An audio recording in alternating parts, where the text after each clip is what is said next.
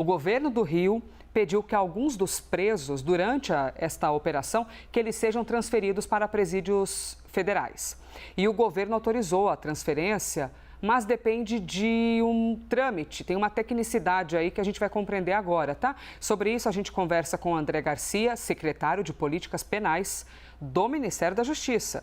Estamos com o secretário e também estamos aqui com Jonas Maia. Secretário, bem-vindo. Obrigada pela presença aqui no Live CNN. Neste dia, que é um dia horroroso de contabilização de mortes e de questionamentos do tamanho do avanço, se é que existe algum avanço no combate ao crime organizado no país.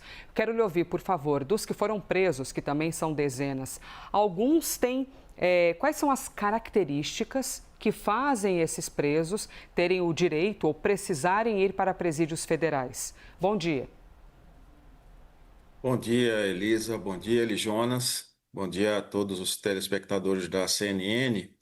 Bem, há uma legislação específica, um decreto também presidencial que estabelece um perfil de custodiados para o sistema penitenciário federal. Basicamente, a gente pode, resumindo os critérios de ingresso, podemos dizer que são os casos de lideranças de organizações e facções criminosas que, de certa forma, a custódia nos estados se torna impossível, se torna difícil e destina-se, portanto, a um sistema que é o sistema federal, cuja característica principal é o rigor na execução do cumprimento da pena e o isolamento necessário para que essas lideranças não façam contatos com o mundo exterior. Jonas Maia está conosco ao vivo, foi quem viabilizou essa conversa. Jonas, por favor. Oi, Elisa, ótimo dia. Secretário, obrigado por aceitar o nosso convite na CNN.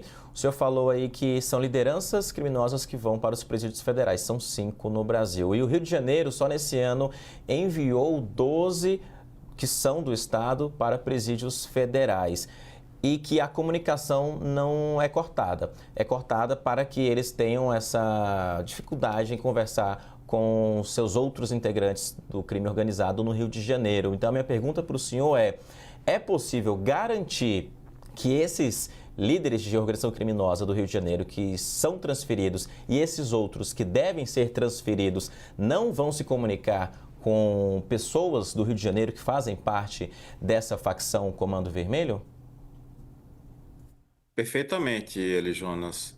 Nós temos hoje, somente do Rio de Janeiro, 58 custodiados no sistema penitenciário federal. A maioria deles estão vinculados a essa facção criminosa que todos conhecem, que atua notadamente nesses territórios ocupados aí no Rio de Janeiro. Essa garantia do isolamento é a própria característica do sistema, porque esse isolamento se faz pelas características das unidades, em celas isoladas, mas também pelo monitoramento feito pela Polícia Penal Federal em todos os ambientes dos presídios federais, incluindo os atendimentos feitos em parlatórios. Tudo isso é monitorado e analisado também pela inteligência penal das unidades que compõem o sistema penitenciário federal e passa também por um crivo por parte da Coordenação Geral de Inteligência da Polícia Penal Federal. Portanto, o trabalho que é feito nos presídios federais é exatamente esse.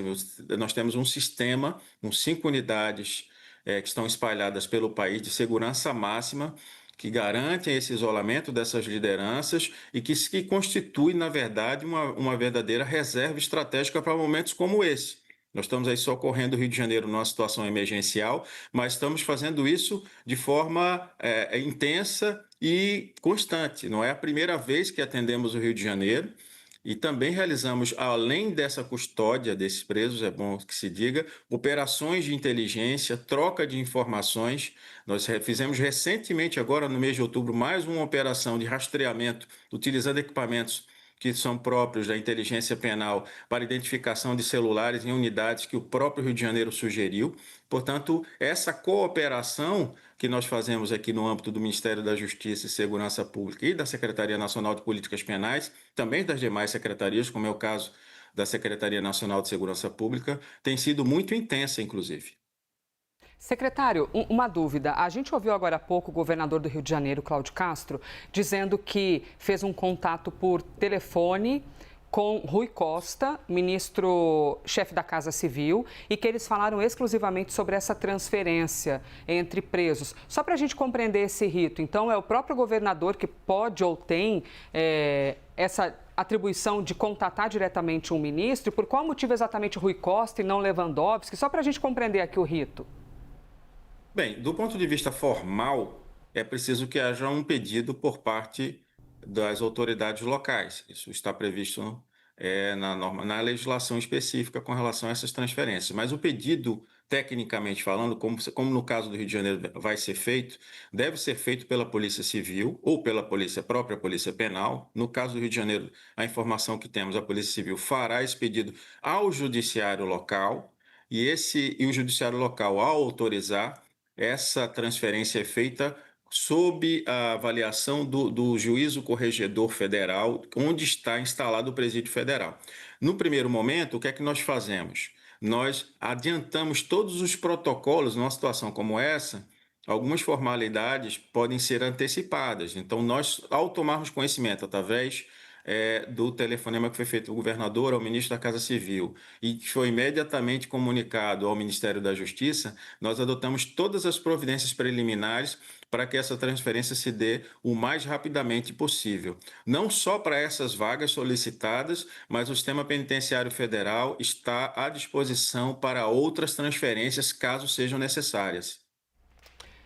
Conversamos aqui com o André Garcia, secretário de Políticas Penais do Ministério da Justiça. Agradeço muito a gentileza, secretário, ter aceitado o nosso convite. Obrigado.